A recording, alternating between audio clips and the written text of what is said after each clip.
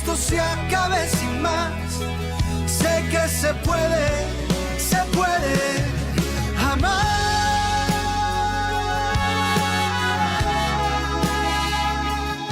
Amar Sanitizer is an alcohol-based sanitizer containing ethanol, which has a broad-spectrum antimicrobial activity, killing bacteria, viruses and fungi. Amar Sanitizer is enriched with aloe vera, making it gentle on your hands.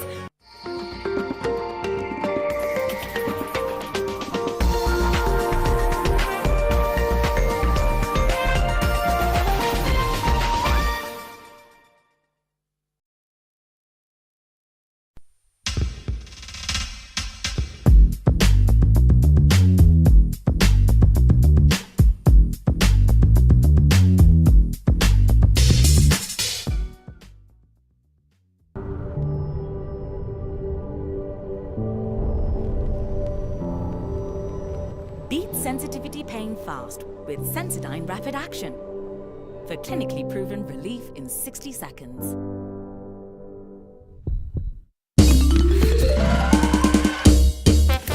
Sona moja imetengenezwa kwa njia spesheli ili kupambana na maumivu kwa haraka. Sona moja ina aspirin kama kiungo. Sona moja, kitulizo kamili. Maumivu yakizidi, pata ushauri wa daktari. As we battle COVID-19 and adjust to life's new normal, the University of Nairobi encourages you to pursue your career development goals. Applications are ongoing for the June and September 2020 programs for diploma, bachelor's, master's and PhDs in all our campuses with online classes available. Prevent the spread of COVID-19 by following the government health guidelines. The University of Nairobi is a world-class university committed to scholarly excellence. The Governor of Kakamega County, His Excellency Wycliffe Ambetsa Oparanya, is pleased to notify property owners within Kakamega County of his decision to extend a 100% waiver on penalties and interest arising from any accrued and unpaid land rates within Kakamega County. The waiver has been extended from 1st June to 31st August 2020. Take advantage of this waiver period to clear all your outstanding arrears.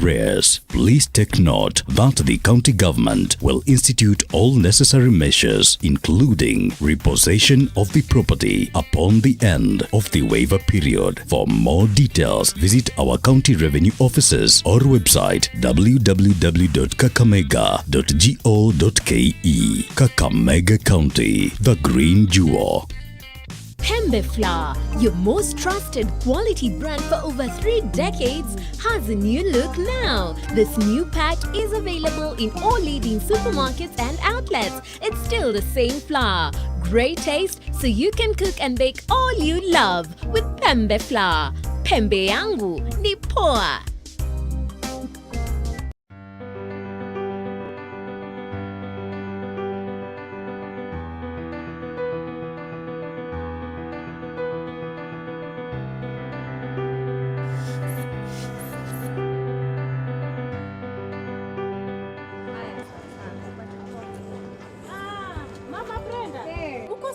Niko sawa. Ni venye nimetoka clinic na baba Brenda. Mume wako anakubali mwende hospitali pamoja? Wangu hata nimlipe, hauwezi kubali. Ilibidi twende na yeye, nipimwe. Yeye apimwe. Kama kuna HIV, nipewe dawa ndio mtoto asipate HIV. Wanaume wenzangu, kuandamana na mama akienda clinic na pia kujua hali yako ya HIV ni muhimu. Inaonyesha unamjali na pia unajali mtoto wako mtarajiwa. Je, unajijua? Unapoendelea kujikinga kutokana na HIV, tafadhali zingatia taratibu zote za serikali za kujikinga na virusi vya korona. Afya bora, maisha bora. Jipime, jiinue.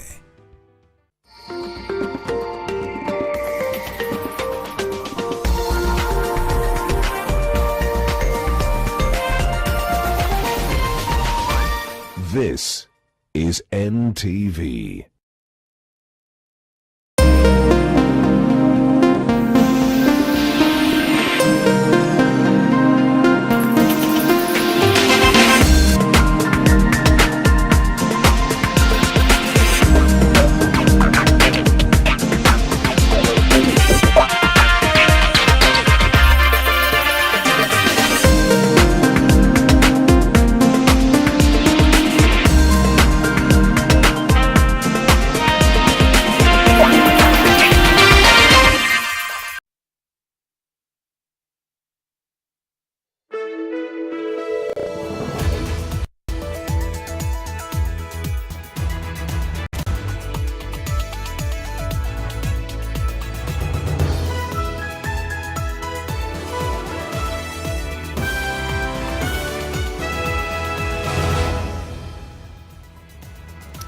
Now tonight, the world corona cases goes past the 7.25 million mark, and the number of those recovered globally goes past the 3.5 million mark. Now let's take you through the latest numbers of the coronavirus infections worldwide. That tonight stands at 7,261,554. The death toll is at 410,987, while those recovered goes up to close the day at 3,575,431. While in Africa, as at this hour, the total number of infections stand at 200,348. The death toll tonight is at 5,423, while the number of those recovered goes up to 88,865. Let's go beyond the oceans to the United States, where the numbers of the infections as at now are 2,033,865.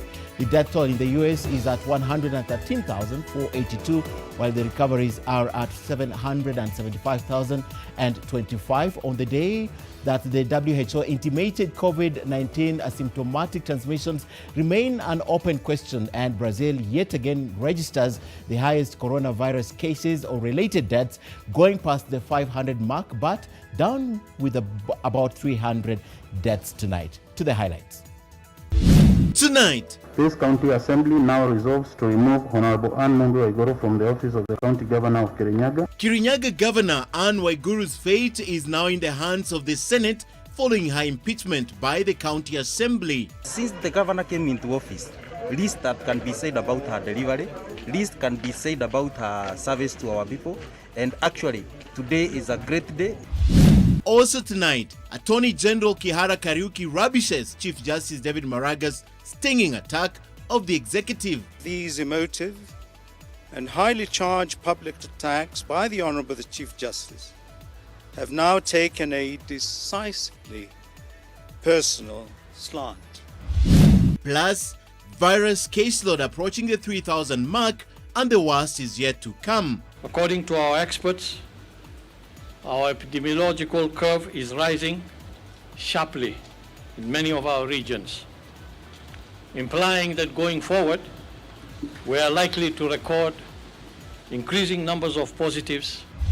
Also tonight, Lancet Kenya and the Nairobi Hospital trade accusations of a conflicting coronavirus test results. I actually think that are false negative, and I can swear that by the Quran and have a gun put on my head because we checked everything. Just who is right and who is not?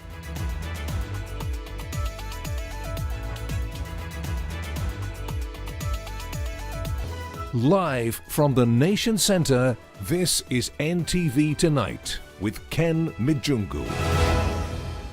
A very, very good evening. Glad you could find some time for us on this day, the 9th day of June 2020. Our sign language interpreter tonight is David Agondoa. Let's go to our top story tonight, and it's all about politics. The Kirinyaga Governor Anne Waiguru's future hangs in the balance after the county assembly voted to impeach her with an overwhelming majority. Now, the assembly accuses the embattled governor of gross misconduct and abuse of office in relation to millions of shillings she is said to have questionably claimed in allowances. The assembly proceedings were, however, not without chaos. Melita Letenge starts us off with a blow-by-blow account in the county assembly.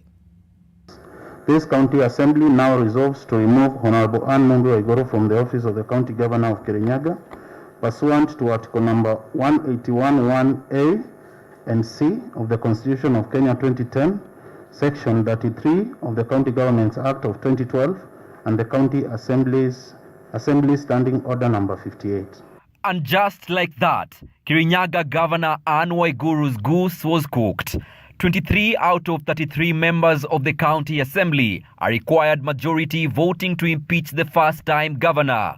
4 MCAs abstained from the vote, while 6 were absent.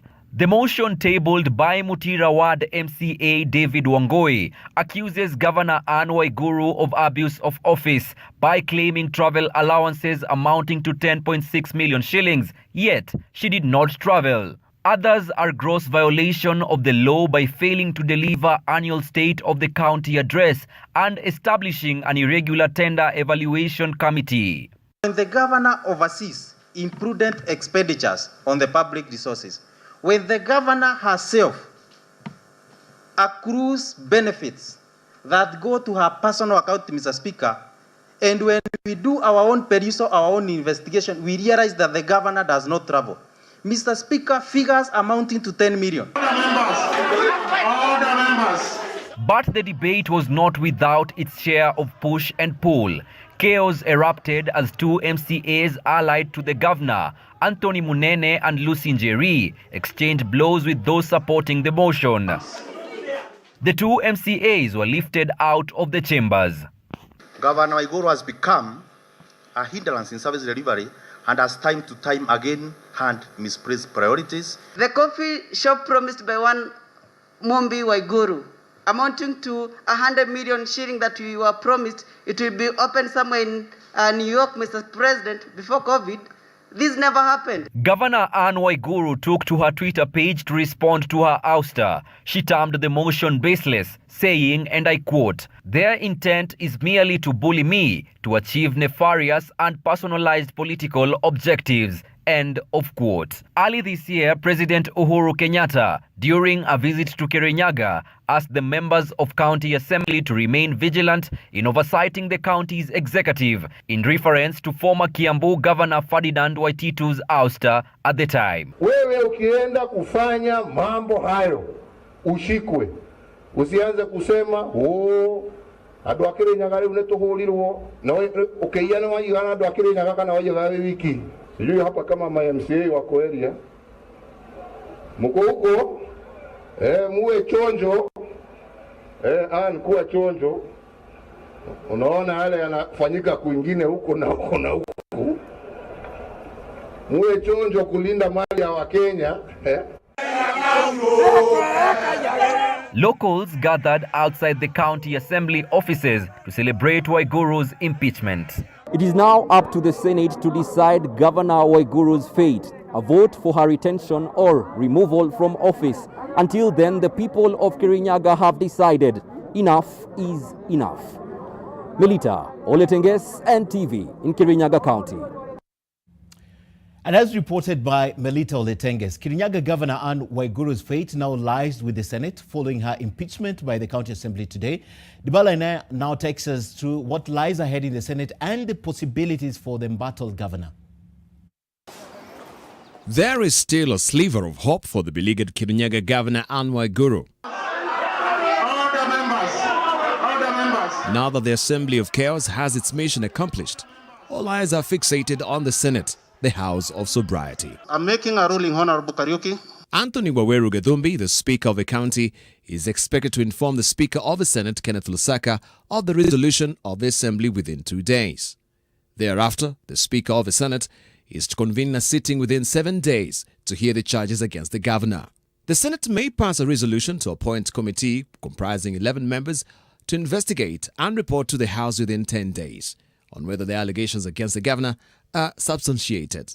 The Senate may then elect to conduct a plenary to hear the allegations against the governor, as was the case in the impeachment of Kiambu Governor Ferdinand Waititu.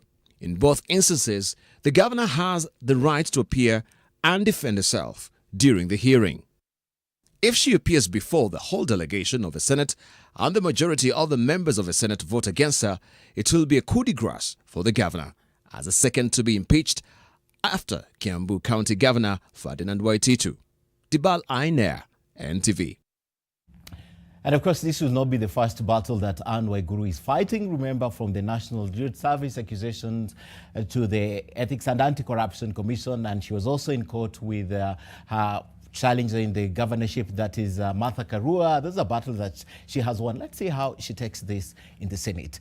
Elsewhere, President Uhuru Kenyatta will not be forced into appointing the 41 judges picked by the Judicial Service Commission and whose integrity has been brought to question. This is according to the Attorney General Kihara Kariuki, who is accusing the Chief Justice, that is David Maraga, of going personal in his attacks of the President and the Executive. Oli Barrows has the Attorney General's response.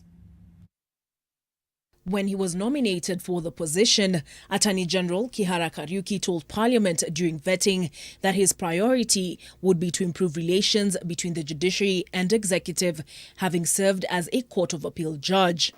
2 years later, and the bitter taste of the soured relations persist, and he's adding fuel to the fire. The executive declines to follow the example of the Honourable the Chief Justice in a descent into public forum attacks.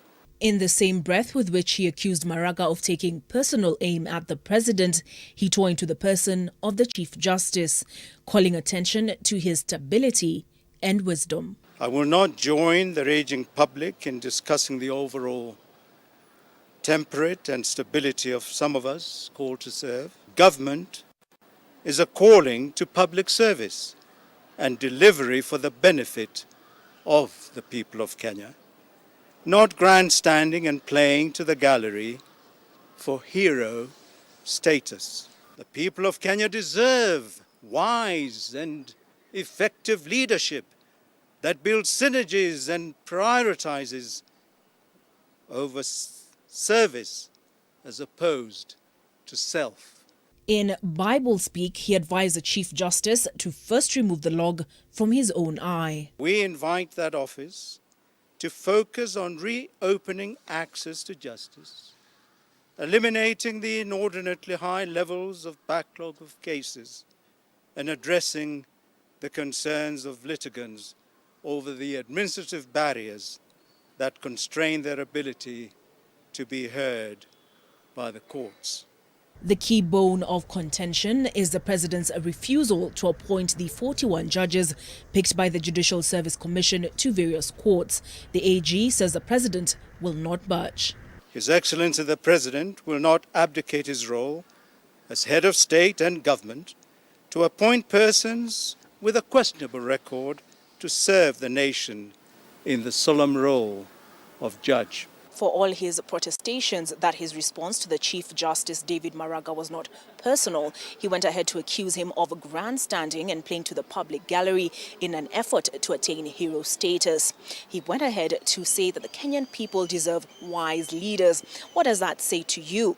What he failed to address is the substantive accusation that he is responsible for the divide by failing to properly advise President Uhuru Kenyatta. Olive Barrows, NTV. And our leaders addressing each other in public through press conferences. And by the way, do you know the AG sits at the Judicial Service Commission, one as the Attorney General and of course as the Chief Advisor of the government, and also represents the President at the Judicial Service Commission, apart from the 4 other people who are nominated and seconded by the Presidency to the Judicial Service Commission. And yet they're addressing each other in press conferences. Now let's move away from the politics and the confusion over 2 conflicting coronavirus test results from Lancet Kenya, the Nairobi Hospital, and Kemri has now escalated into a blame game. Now, Lancet Kenya is standing by their positive tests and accusing the Nairobi Hospital of employing a weaker testing protocol, hence the disparity. But as the institution trade accusations, concern is growing over the integrity of the tests being carried out in the country. Charity Mwangi now reports. The conflicting results of 2 people who tested positive at Lancet and later negative at Nairobi Hospital and Kemri respectively continues to cause concern on the integrity of the tests being done in the country. Lancet Kenya is standing by its positive tests, insisting that human error on their part is out of the question. In South Africa, in fact, the Ministry of Health gave a directive and said anybody who has a positive result, if you go repeat somewhere else and it's negative, it is the positive result that supersedes the negative. In other words, if you are supposed to be in isolation because of a positive result, doing another test and showing that it's negative will not stop you from going into isolation, simply because we know there can be variation, but these tests are highly specific, which means if you are positive, you want to take precaution. Lancet says the disparity in results from Nairobi Hospital could be due to the fact that their test kits tests for 3 genes, while Nairobi Hospital test kits test for 2, whose sensitivity and specificity they say are also lower than theirs.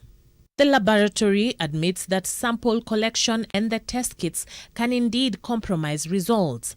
They, however, maintain that they have rigorous gatekeeping, thereby making it highly unlikely to record false positives. I don't think it's false positive. I actually think that they're false negative. And I can swear that by the Quran and have a gun put on my head, because we checked everything. And if we check something and we find a fault, we're the first people to admit, because these things happen. Kalebi gave us a tour of the facility. First, the samples are transported tightly sealed to ensure that they do not get contaminated, he says. Then, the experts in his laboratory handle the samples in a sanitary environment that maintains the integrity of the samples. According to Lancet, many might not be open to positive test results. If your test is told you are positive, there is no big deal. Absolutely no big deal. All it means is, with COVID, go home, chill, 1 week, 2 weeks. If you're able to have a test after that. If you're not able to have a test, 2 weeks after that, you're fine. So the whole purpose of doing the test is not like when you're being told you have cancer. You know, if you're told you have cancer, it's almost like you have been condemned. Or if you're told, oh, you have hepatitis or HIV, it's different. Kalebi says doubts on test results are born out of a feeling that the extent of the health crisis is being exaggerated. In terms of medical community wanting this to be, if it's positive, is to their advantage, I don't see how. Because right now, actually, most hospitals are suffering. Most labs are actually suffering because of COVID. All of us want it to be over because we want the economy to be back on track. We want people to get back to work. We want doctors to resume. Our building here, if you see, it's quite empty because most doctors' clinics are closed. So there's no interest for us to say it's positive and keep it going. Efforts by NTV to get information from Nairobi Hospital on the varying results were unsuccessful. The institution says it needs more time to put together a statement. Charity Mwangi, NTV. All right, very interesting. We'll wait and see if they respond to our request, even as I see some of you already sending us some of the causes for negative or false positive results on COVID-19.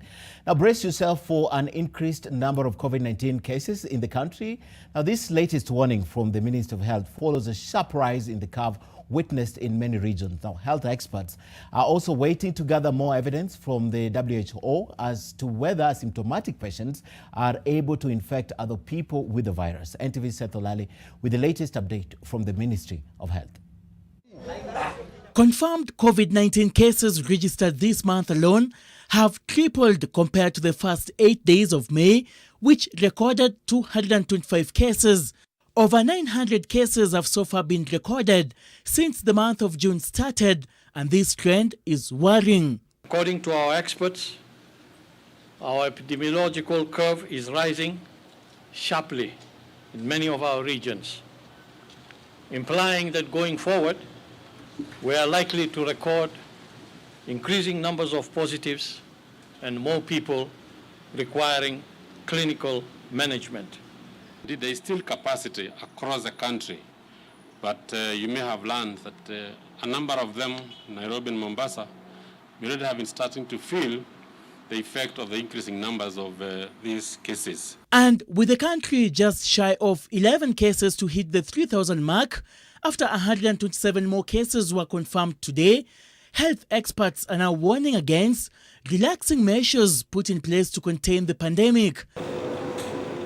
72 health workers have been infected with the virus, 19 of them currently hospitalized. We must therefore care for each other, hold each other's hand, work together in this fight, and remember that none of us is free of corona until all of us are free of corona. Even the restrictions were put in place to try and limit this surge, or at least delay it and prepare and give time for counties to prepare themselves for this surge. A ray of hope, perhaps to flatten the curve, is emerging from the World Health Organization's assertion that asymptomatic patients may not necessarily infect other people with the virus. But the evidence is still to be gathered. Sufficient evidence is still to be gathered to be very clear about what an asymptomatic status means. However, the Ministry of Health recently stated that 80% of COVID-19 patients in quarantine and isolation centers are asymptomatic. Another glimmer of hope is that all patients who have recovered from COVID-19 in the country have not been reinfected. Out of the 127 new cases registered, 62 are from Nairobi, with Kibra constituency recording 21. And the considerations that will need to be looked at and are being looked at are slightly different from some of the other areas that we have talked about before, where we have seen we've been able to put some measures. It's a slightly different area and it needs a different look before we can be able to come up with a plan on what we need to do there. With assurance that the number of infections are set to increase in the coming days, and specifically at the regional level, the government is banking on the lessons that it has attained so far, as well as fighting stigmatization. Seth Olale, NTV at the Ministry of Health Headquarters, Nairobi County. All right, away from that, the Ministry of Health has proposed home-based care for the coronavirus patients, especially in homes where there is enough space for the same to ease pressure on health facilities when it comes to asymptomatic parties. Now, these guidelines are in line with the World Health Organization's rapid advice, which has since been updated with the latest information to guide public health and infection prevention and control professionals. Now, healthcare managers and healthcare workers, when they are addressing issues related to home care for patients with suspected COVID-19 who present with mild symptoms, and when managing those contacts. Now, tonight we take a look at these guidelines, and we begin with this. The patients should be followed up and cared for by the family members. A healthcare worker should conduct an assessment to verify whether the residential setting is suitable for providing care and assess whether the patient and the family are capable of adhering to the precautions. Then a communication link with the healthcare provider or public health personnel, or both, should be established for the duration of the home care period. It is also important that the patient and their household members should be educated about personal hygiene. Now, the patient should be placed in a well-ventilated single room where the movement of the patient in the house is limited and shared space is minimized. The household members should then stay in a different room, or if that is not possible, maintain distance of at least 1 meter from the ill person. Now, when washing hands with soap and water, it is preferable to use disposable paper towels to dry hands. To contain respiratory secretions, a medical mask should be provided to the patient and worn at all times. And also, it said that individuals who cannot tolerate medical masks should be rigorous with their respiratory hygiene. It's also advisable that the caregivers should wear a medical mask that covers their mouth and nose when in the same room with the patient at all times. And finally, for mild laboratory confirmed patients who are cared for at home to be released from the home isolation, cases must test negative using what they call PCR testing twice from the samples collected at least 24 hours apart.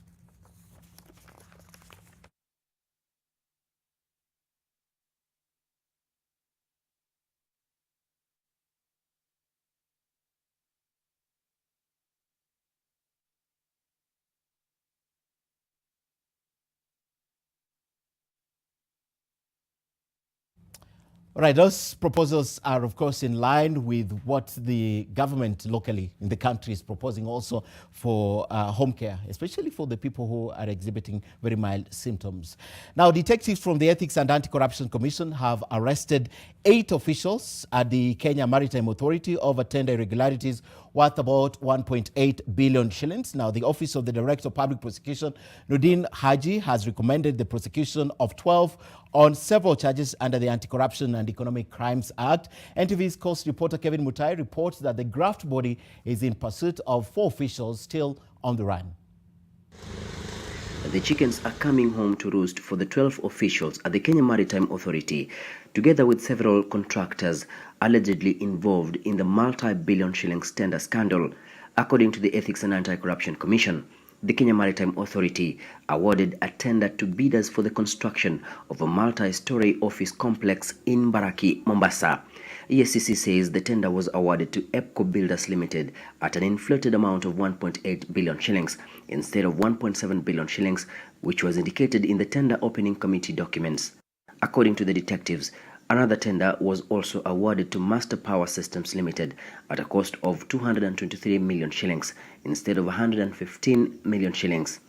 Plumbing Systems Limited also received a tender whose cost was allegedly altered just like the rest to a tune of 79 million shillings instead of 18 million shillings, according to the tendering committee. So in total, they varied this amount to in excess of 200 million shillings against the law. And when we conducted our investigations, that is when they varied those contracts to the initial amounts that had been awarded. Thereby, EACC made KMA to save about 200 million shillings. Those who have been arrested in connection to the probe include former Acting Director General Cosmas Kiplagat Cherop, former Head of Procurement Edwin Mongare Momanyi, Procurement Officer Seth Olwoch Arende, Juma Hagbed Ali, who is the Research and Development Officer, Jemima Mkaluma Msinga, the Data Entry Assistant, and Dennis Kipkorir Ngeno, an electrical engineer at the State Department of Public Works. EACC detectives are still in pursuit of Joel Kiprono B, KMA Kisumu Branch Manager, Bakari Omar Mwakuyu, Internal Audit Officer, Francis Okelo Olwoch, Assistant ICT Officer, and Peter Kimani Kinyanjui, the project's coordinator, Mengi Designs. This file, we submitted it to the DPP, and the DPP concurred with our recommendations to charge 12 people, among them the engineers who had been given the works for consultancy. The Office of the Director of Public Prosecutions, Nuruddin Haji, has recommended the prosecution of the 12 officials under the Anti-Corruption and Economic Crimes Act. Kevin Mutai, NTV, Mombasa. Now, members of Parliament want the administration of the COVID-19 Emergency Fund taken away from the National Treasury and placed under the National Assembly. Now, this emerged from this afternoon's debate on the Budget and Appropriation Committee's report on the 2020-2021 budget estimate, which also saw the MPs call for urgent renegotiation of Kenya's public debt repayment terms. Julian Samboko with those details.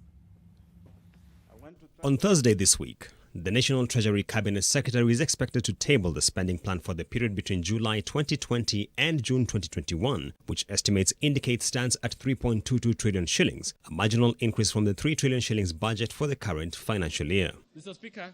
With the National Treasury planning to borrow 823 billion shillings from both domestic and external sources over the next financial year, legislators have taken this moment to flag the need to tame the country's appetite for debt. It is time that the government of Kenya enters into negotiations with our lenders to be able to renegotiate our debt, Honorable Speaker. We can save in this year alone, just on interest redemption alone, we can save up to about 180 billion shillings. We as a House must stand and actually tell the executive to stop borrowing.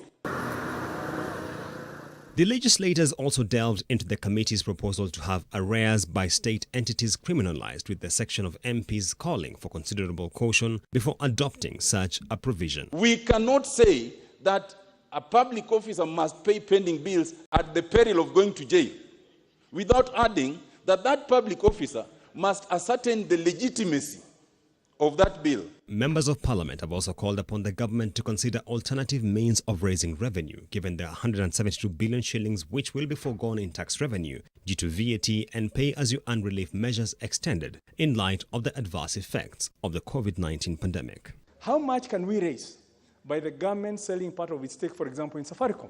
We own 25%. If the government could just cede 10% of that within the next 1 year, plus a few other Kenya pipeline and all those others, we could generate close to 300 billion that could go towards reduction of the debt exposure. The Budget and Appropriations Committee also wants administration of the COVID-19 Emergency Fund to be placed under the oversight of the National Assembly. The committee members say there is need for prudent management of the funds being donated by various entities. Julian Amboko, NTV. And still on the budget, and this Wednesday, that's tomorrow on team coverage, we'll be focusing on the numbers expected to be announced by Treasury Cabinet Secretary Ukur Yatani on Thursday, with a look at how the proposals are likely to affect you and your household. Take a look. Angeteremsha bei ya chakula ikuje chini, alafu mambo yengine angalie baadaye. Most of the constituency have not received the allocations of CDF. National government can borrow. They are able to get support from all over the world, while counties are limited. We want to shrink down on tax expenditure, but have something uniform that affects everyone. we are going to lose revenues to the tune of 49.5 billion shillings. In another 2-3 months, the Treasury will realize that they made a mistake on this one. The funds belong to the people.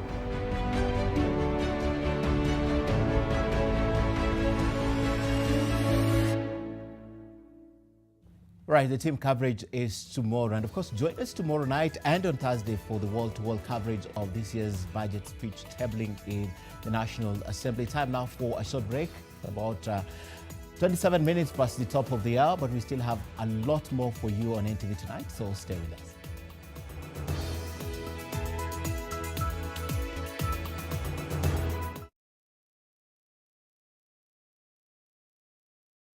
Disinfect and protect your home with Jik. Jik kills 99.9% of illness-causing germs. Disinfect floors, kitchen and bathroom surfaces, and wash white clothes, towels and dishcloths with Jik bleach. Just Jik it.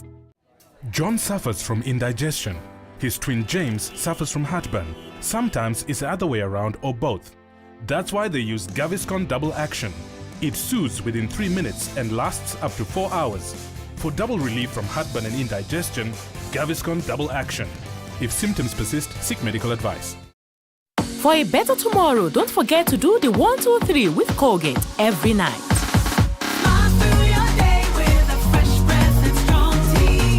My whole life is in my phone.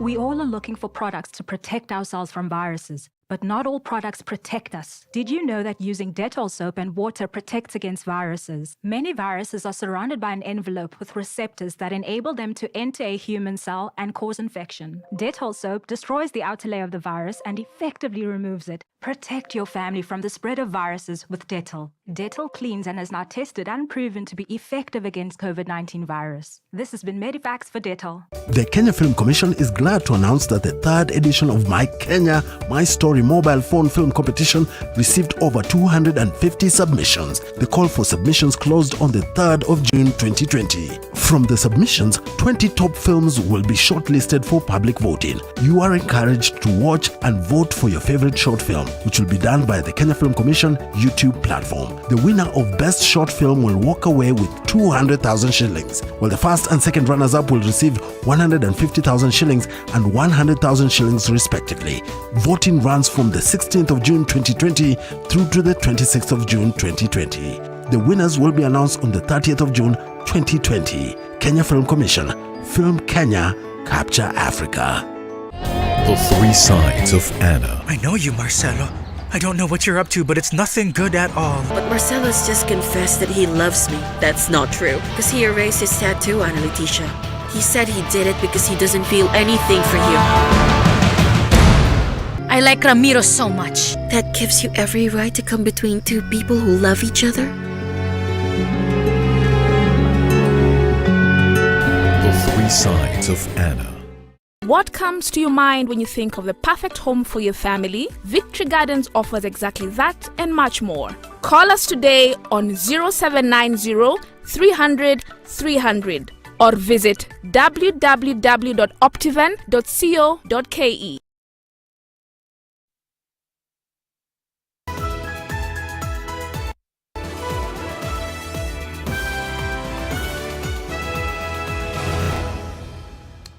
Right, let's now cross the borders. And President Uhuru Kenyatta is among African leaders who have sent a message of condolence to the people of Burundi and the family of President Pierre Nkurunziza, who died this evening at the age of 55. Nkurunziza has been in power since the year 2005. President Pierre Nkurunziza's demise was announced in a statement by the Burundian government this evening. The statement says he died as a result of a heart attack at 55 years of age. A statement from Burundi's presidency says Nkurunziza was hospitalized over the weekend and that his health abruptly changed on Monday. President Uhuru Kenyatta has eulogized the outgoing Burundian leader as an outstanding regional counterpart who served his country with distinction as head of state and government and worked tirelessly for the peace and stability of his country and the Great Lakes region. The president says death has robbed East Africa of a prominent leader whose contribution to the integration and progress of the region shall be sorely missed. Nkurunziza's death comes a few days after his wife Denise Nkurunziza was airlifted to Kenya from Bujumbura to receive treatment of COVID-19 at the Aga Khan hospital. Over a week ago, Burundi went to the ballot to elect a new president after President Pierre Nkurunziza stood down after his 15-year reign. His controversial and untimely successful bid for a third term in 2015 plunged the country into crisis. The violence left at least 1,200 people dead and displacing hundreds of thousands, with authorities enforcing a crackdown on the opposition and the media. Burundi is to observe 7 days of mourning beginning Tuesday.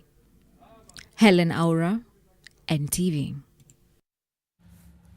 All right, back home to some developing story. We are getting reports of a building collapsing in Kericho town. Rescue operations are currently underway and there is no clear information on the extent of the damage and if there are any casualties.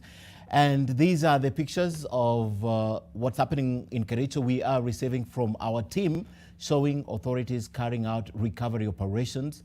And of course, the information is still very scanty. This is all we got from our team, and we will definitely give you more details as we get them from the team in Kericho. So what we know right now is that there's a building that has possibly collapsed, and there are authorities on the ground, including rescue operations that are currently underway. And we are told that there are no casualties. We still don't know the extent and the damage that has been caused by this. So as soon as we have that information, we'll definitely be bringing it to you. Right, the Orange Democratic Movement Party has dismissed a section of Amani National Congress and Ford Kenya leadership who claim that it is behind the wrangles and leadership challenges facing the two parties. ODM says the leaders of those parties are to blame and should carry their own cross, as Vincent Odor now reports. I was approached by Sifuna himself 3 weeks ago in a meeting. And Sifuna told me, work with us. We are planning on how we can make sure that the Luhya community follows one course, then later we can change course towards the Luhya community. What does that mean? I undermine my party? No, I cannot. But the ODM Secretary General Edwin Sifuna is rubbishing Savula's claims. Watu wabebe mizigo yao wenyewe kwa sababu tunajua zile shida ambazo na upungufu ambao wako nayo kama viongozi ndio inapelekea mambo haya kufanyika katika vyama vyao. Tunataka kumuuliza Mheshimiwa Savula aeleze taifa ni kiongozi yupi huyo wa ODM ambaye anadai alimpelekea njama hii ya kupindua Mheshimiwa Musalia Mudavadi kutoka chama chake. Nominated ANC Member of Parliament Godfrey Osotsi claims that Savula, in collaboration with others, is working on a scheme to separate ANC leader Musalia Mudavadi from ODM leader Raila Odinga. The end results, he says, is to have Mudavadi team up with the Deputy President William Ruto ahead of the 2022 presidential election. No sane leader will engage Honorable Savula to be the party leader of ANC. And we know on Friday, on the eve of that burial, he met Oscar Sudi and a few other politicians aligned to Ruto in Eldoret Hotel. I don't talk to Ruto. Even if he calls me, I will not pick that call. I'm not bothered about Tangatanga. I don't meet any Tangatanga MP. But a section of leaders allied to Mudavadi deny the claims. Anybody can claim anything. He must still be bitter that he was removed, but he's no longer part of ANC. Even if you go to the political party's office, you will find that Osozi has already been removed from the register. So he cannot masquerade as the Secretary General of the party. For now, the perennial elusive Luhya unity still remains the biggest political headache among leaders from Western region as other regions strive to speak as one united bloc ahead of the 2022 general elections. Vincent Oduor, NTV, Nairobi.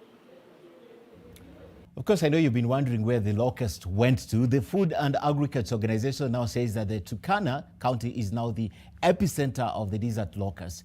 As the destructive swarms continue to ravage the country, the desert locust migrated into the country late last year and have destroyed crops and pasture across the country, threatening our food security. The battle to contain the desert locusts continues. As we speak, our crops in the farm there have been damaged. We had spinach, we had watermelon. So if they're going to continue to stay here, we're going to have a huge havoc on this farm. Well, the disaster of locusts, to me, it's now become a national disaster. And it should be declared as a national disaster. 3 ground spray vehicles, 4 aerial spray planes, and 8 surveillance vehicles have been issued by the FAO to join the war against locusts, particularly in Turkana. Operations is now narrowed back to a few counties, of which Turkana County is now the epicenter of the final battle to get the locusts under control. According to the FAO, the number of counties infested with desert locusts now has reduced from 28 to 4 counties. That is Turkana, Marsabit, Samburu, and Isiolo. Here in Turkana, the strategy has turned to killing nymphs before they mature to fly.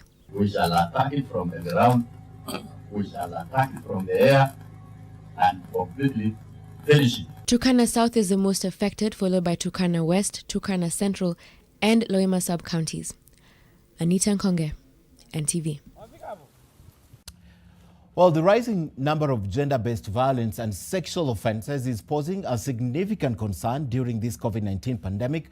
Children are not being spared. The Ministry of Labour and Social Protection today launched the Day of the African Child with the theme Access to Child-Friendly Justice System in Africa. Now, this will see the agencies dealing with children in the justice system have synergy to curb cases of injustice. Clear procedures will guarantee the children a dignified and fair process of justice when their rights are usurped. With the ongoing pandemic, children are also being trained on court procedures and sitting arrangements while being sensitized on safety measures put in place by the courts. Of children's services to ensure that children going through the system are sensitized about COVID-19 pandemic and how to protect themselves from it. We also request that more messages on child-friendly justice be circulated to homes and communities, highlighting contacts that the households can use to report cases of child abuse and neglect. We call on the judiciary to have a child-friendly pamphlet to explain what the child justice system is to children. We also call on this arm of government to ensure that children are briefed and trained on how virtual courts work. Now, when 23 out of 33 ward representatives voted to impeach Kirinyaga Governor Anne Mumbi Waiguru today, it was the culmination of what had grown into a political contest between the first-time county boards and ward representatives, fought in stadia, churches, courts, on vast expanse of the internet, and, of course, in the streets. In your Daily Nation tomorrow, read about the epic battle and why Waiguru stood no chance, plus why stigma is a major stumbling block in the fight against COVID-19. You know, Nkurunziza, as the strongman of Burundi, we tell you about the man you don't know. Please grab your copy of the Daily Nation tomorrow.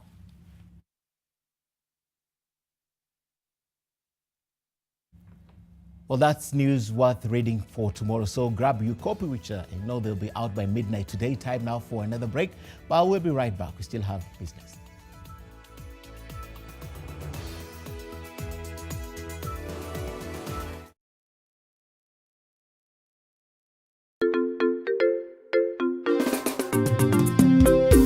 Can you tell Kinyanju to come to my office immediately?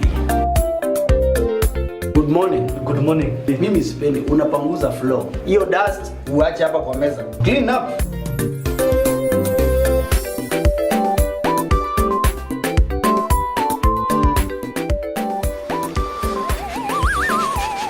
Kinyanju, this is a problem, eh? Next time uende ununue selector yako, utengeneze sandwich zako, uachane na sandwich za boss. Selector. The difference is in the taste. Hii uende weke kwa ile githeri yako, eh? The Kenya Film Commission, in line with its mandate and function of promoting development of local content and establishing a film fund, has established a film empowerment program that will provide film and video-related funding. The Commission announces the funding application for the 2019-2020 financial year. Individuals, companies and organizations will be required to submit funding applications to the Commission. The submissions kicked off on the 28th of April and will run through to the 9th of June 2020.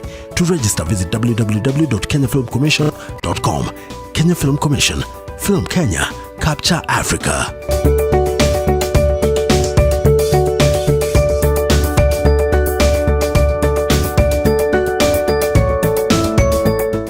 The Kenya Film Commission, in line with its mandate and function of promoting development of local content and establishing a film fund, has established a film empowerment program that will provide film and video-related funding. Individuals, companies and organizations will be required to submit funding applications to the Commission. To register, visit www.kenyafilmcommission.com.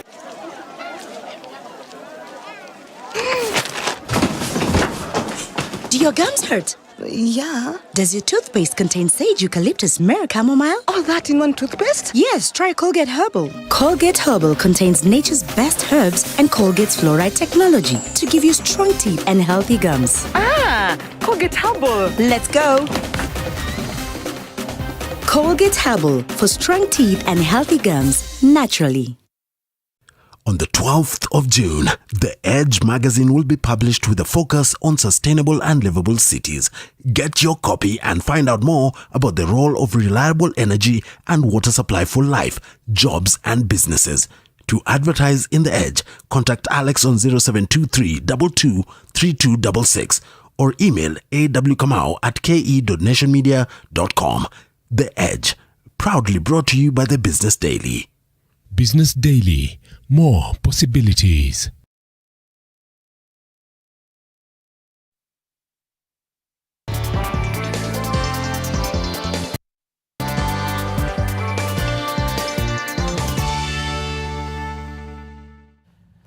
All right, the news continues shortly, but time to make sense of this sense. The government has been challenged to reconsider the model it is using to offer tax relief to Kenyans amidst the COVID-19 pandemic, as it may be counterproductive in some aspects.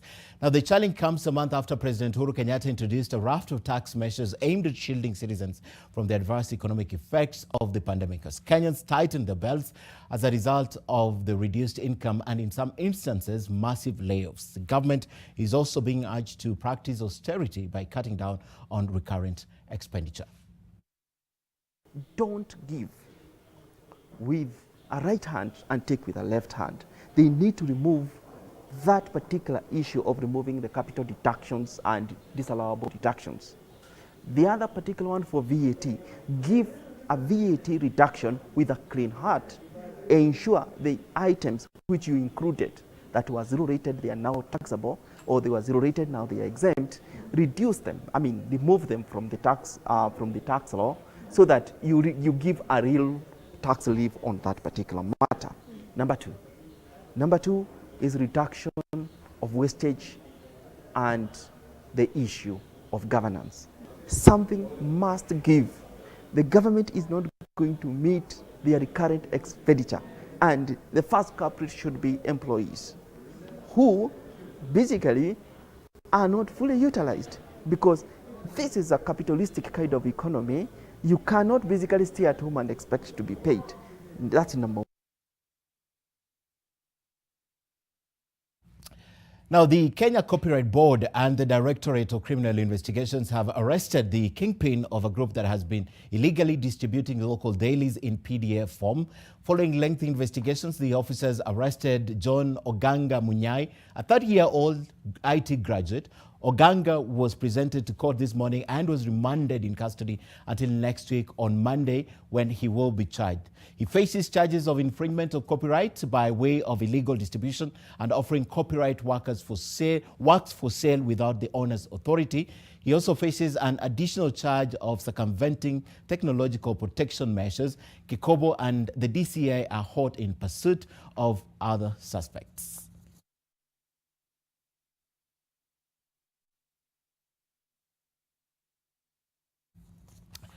And the Kenya Agriculture, Livestock and Research Organization, that's KALO, is seeking to boost the availability of coffee seedlings among farmers in order to increase the crop's output. Towards the goal, KALO has handed over 100,000 seedlings to the Coffee Research Institute. KALO's Director General Eliud Kirega says the new varieties of seedlings he handed over have been made available through the expansion of the area under coffee in non-traditional regions such as the Rift Valley and the western part of the country. The Coffee Research Institute has allocated 10 million shillings to produce 250,000 Riri 11 and Batian varieties of seedlings for distribution to small-scale farmers in the second half of 2020. Support soil mapping analysis, which again will be conducted in the next financial year. The most important aspect is that the quality of the planting material affects production. 4.3 million to support soil mapping analysis, which again will be conducted in the next financial year. Elsewhere, Longhorn Publishers has issued a cautionary statement to its shareholders and the public, stating that the earnings for the financial year ending 30th June 2020 will be lower than those of the previous years. Now, the publisher cites the impact of the COVID-19 pandemic, including the closure of schools, as a key reason for the depressed performance. The statement, signed off by the chairperson, says that the company is focusing its efforts towards scaling and fully optimizing its digital learning solutions. Although announcing a dip in performance, it does not amount to a profit warning, which is issued when a company deems that net profit for the year will decline by more than 25%.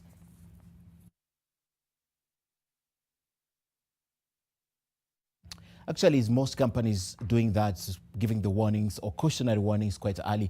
The backlash over the Facebook's decision to retain posts by President Donald Trump, deemed insensitive and insightful, continues to grow, with the company moderators now latest group to voice their stance. Although the moderators are not directly employed by Facebook, they have raised their voice against the position taken by Facebook chief exec, that's Mark Zuckerberg, regarding the president's incendiary posts. On his part, Zuckerberg is afraid that blocking certain posts by the high and mighty will lead to the need to further invest in editorial capacity and for many other posts. Now, social media companies are grappling with the challenge of managing posts that are misleading to the public and those which sow division.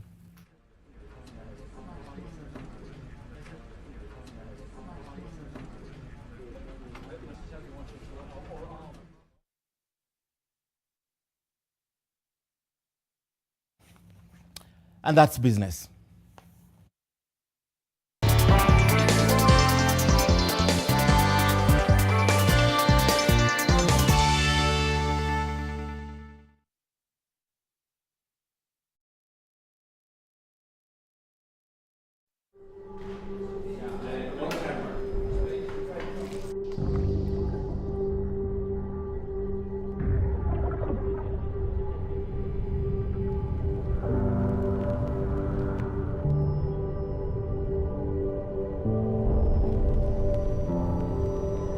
Beat sensitivity pain fast with Sensodyne Rapid Action for clinically proven relief in 60 seconds.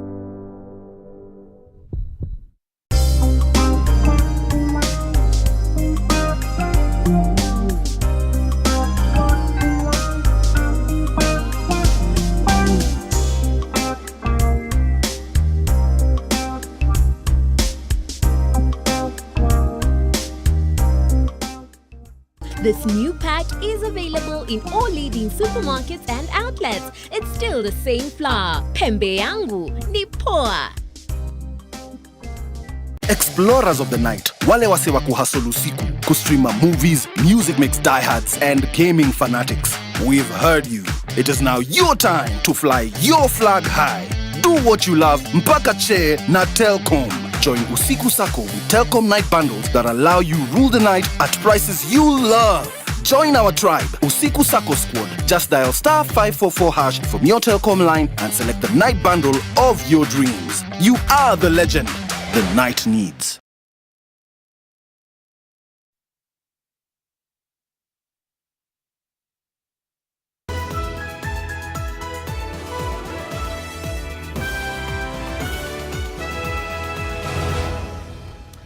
Well, 8 minutes to the top of the hour. The news continues on NTV tonight. Tension is high in Songa, that's in Marsabit County, following the killing of 4 people along Badas-Songa Road by unknown assailants. Now, the 4 are heading to Songa when armed gunmen shot and killed them at close range. The latest killings comes barely 5 months after 13 people, among them 3 police officers, were killed in Jaldesa.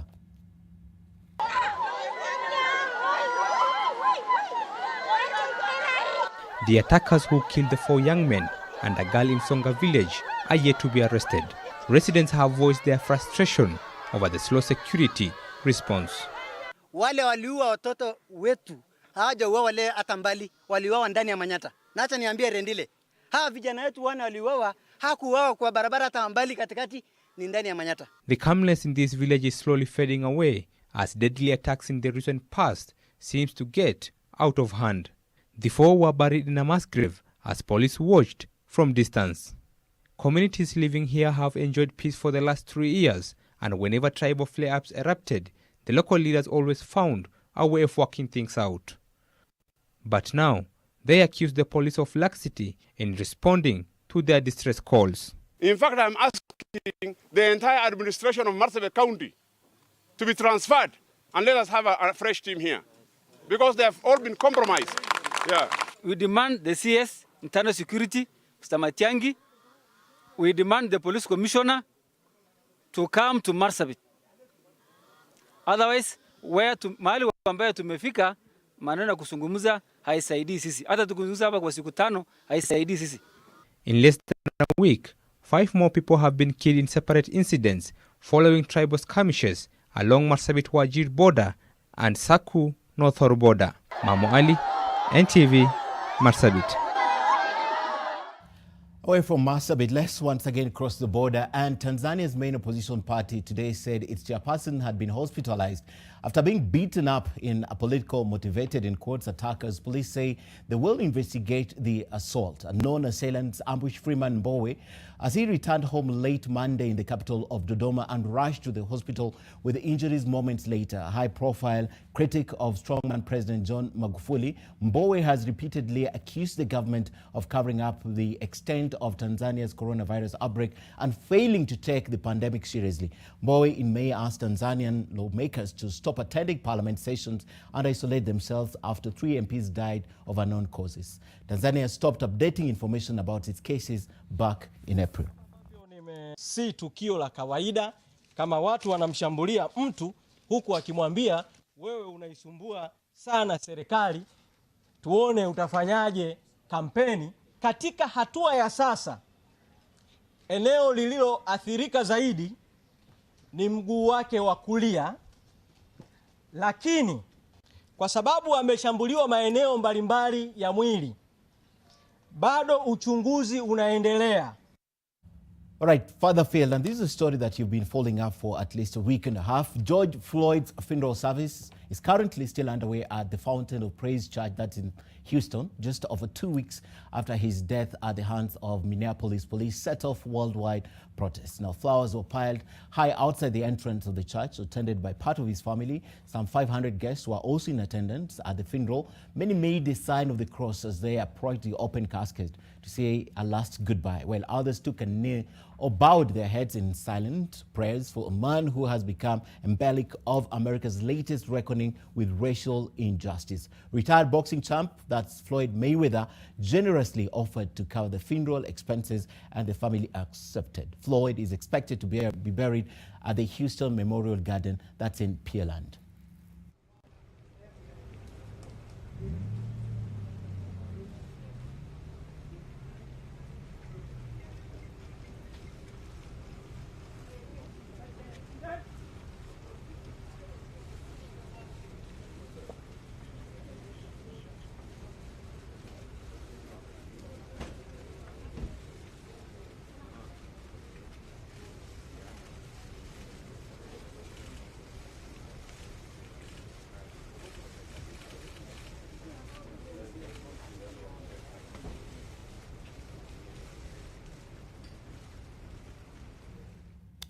Right, may his soul rest in peace. Time now for another break. When we come back, Ida Waringa will be joining me in studio with all the sports. Stay with us.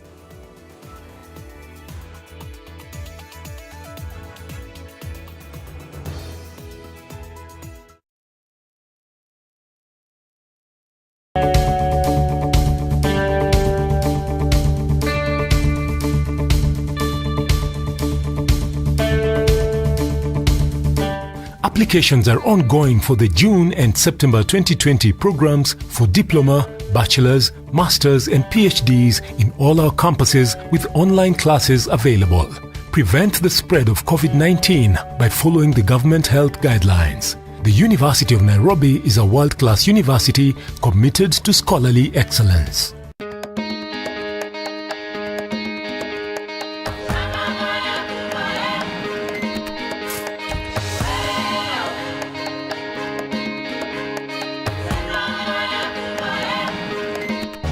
Masako, we are a reflection of you.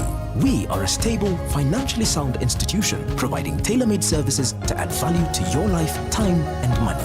We are guided by your aspiration. We are Masako, a true reflection of you. The Three Sides of Anna. I know you, Marcelo. I don't know what you're up to, but it's nothing good at all. But Marcelo's just confessed that he loves me. That's not true, because he erased his tattoo, Ana Leticia. He said he did it because he doesn't feel anything for you. I like Ramiro so much. That gives you every right to come between two people who love each other? The Three Sides of Anna. What comes to your mind when you think of the perfect home for your family? Victory Gardens offers exactly that and much more. Call us today on 0790 300 300 or visit www.optivan.co.ke.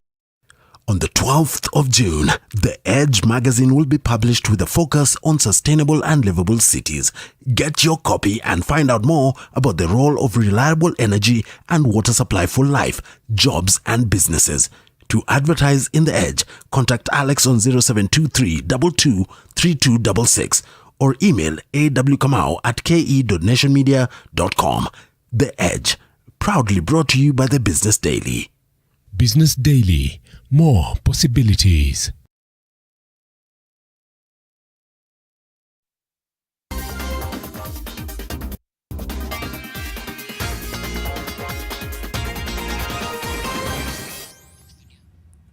A very good evening. Time for the latest in the world of sport. I'm Ida Warenga.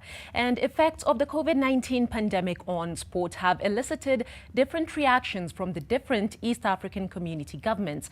While Kenya has taken a hard stance by banning gatherings which encompass sports at least until early July, football in Tanzania resumes on Saturday, June 13th. Now, current Tanzania Premier League leaders Simba Sports Club look ahead to completing a double with Kenyan midfielder Francis Kahata, a key part of the success. I filed the following report after speaking to the club's CEO, Senzo Mbatha, who compared the top-flight leagues in the two countries. In just a few days, top-flight football resumes in Tanzania, with Tanzanian Premier League leaders and defending champions Simba SC hard at work in training. The mainland league resumes 2 months after it was halted due to the coronavirus outbreak, with the Wekundu wa Msimbazi leading second place to Zam by a sizable 17 points after 28 games played. Much like the Bundesliga in Europe, the Tanzanian league hopes to set the pace in East Africa, with the Kariakor-based side putting extra costs to stay in line with FIFA safety guidelines regarding return of play during COVID-19. We went an extra mile that all our players, for instance, are in one place, are in quarantine in one camping facility. So they will wake up in the morning, have breakfast together, get in the bus, get sanitized and sprays and all those things. They get in the bus, they go to one training session. This is a far cry from what is the reality at Kenyan Premier League leaders Gor Mahia, previously home to two of Simba's current key players, Kenyan Francis Kahata and Rwandan Medi Kagere. Even with the 2019-2020 KPL season in doubt owing to COVID-19, the forced break has been filled with cries of financial challenges, with Kogalo fans often coming to the rescue of the 18-time league champions. The decision to cancel the current league season might be logistically easier for Kenya than Tanzania owing to the implications. While the KPL broadcast partner exited the market in 2017, Tanzania have a broadcast partnership worth 23 billion Tanzanian shillings, which is roughly 1 billion Kenyan shillings, running over 5 years. I don't think that people understand what it means not to play your league or to finish your league. there are contracts in place that have been signed with your broadcasters, your sponsors. While another sponsor renewed a 3-year deal worth 9 billion Tanzanian shillings or 400 million Kenyan shillings for the league naming rights. The contrast continues on the stands and in sponsorship. The Kenyan Premier League experiencing increased fan apathy, with sponsors seldom coming on board. This as the Dar Derby in January 2020, for example, attracted over 58,000 fans to the main stadium, with gate revenue of over 23 million Kenyan shillings, a corporate sponsor magnet. The Simba CEO, Mbatha, shares his insight on just what the problem in Kenya may be. Who's the boss? Who runs the football? Who's to stop the nonsense of pointing fingers. Let's work together. Let's find common cause for the greater of our football in the region. Simba also boasts of a women's team, Simba Queens, as well as under-17 and under-20 squads. And while Wekundu wa Msimbazi may be dominant in East Africa, they look to replicate it on the continental platform, where they have consistently fallen short to their North and South African counterparts. I hope that we can improve in all spheres, and we have a good competitive CECAFA regional clubs, so that when you go to CAF, not dominated by the North and South as it is currently. Simba, who have been taking part in friendlies at the team's sports complex in preparation for the second part of the season, resumed their league title defense against 11th placed Ruvu Shooting, while keeping an eye ahead to the Tanzanian FA Cup, which will give them the chance for a double this season.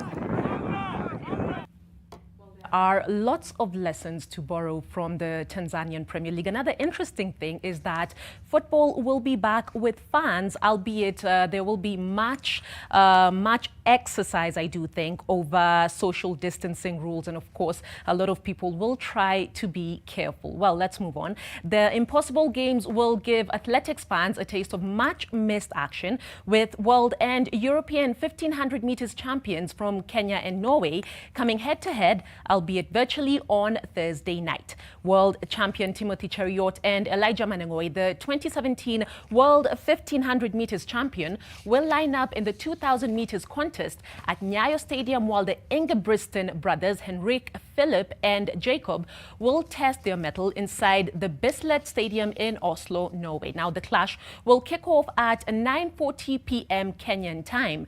The meet, which will feature 13 other events, will be aired by Norway's Omega Productions. Technology will be a key plank of the broadcast.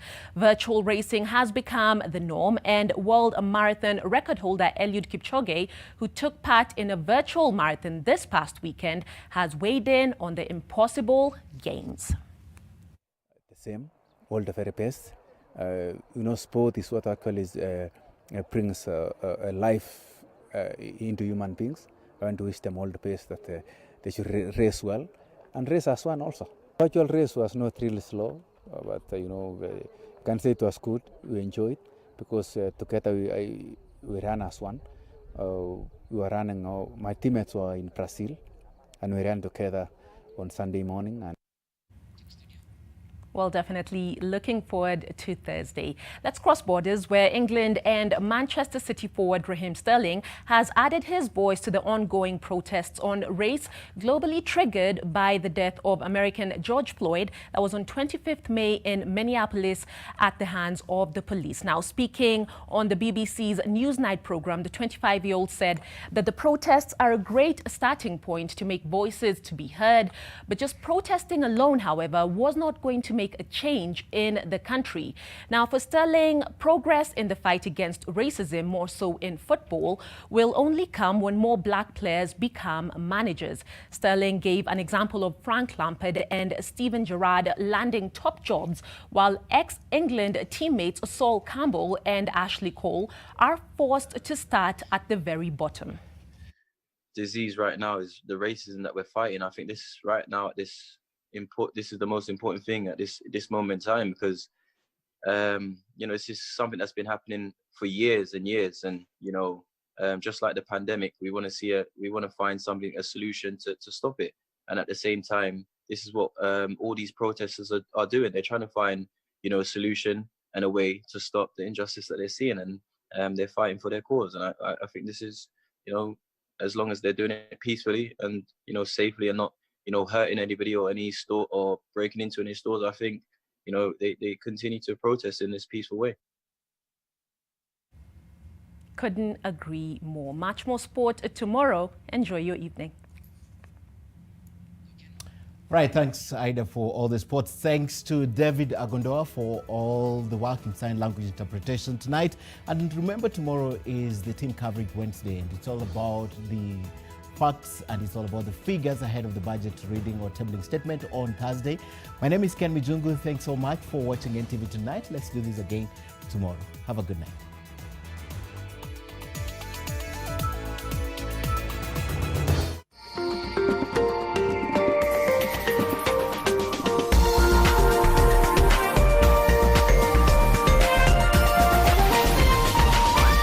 This is NTV.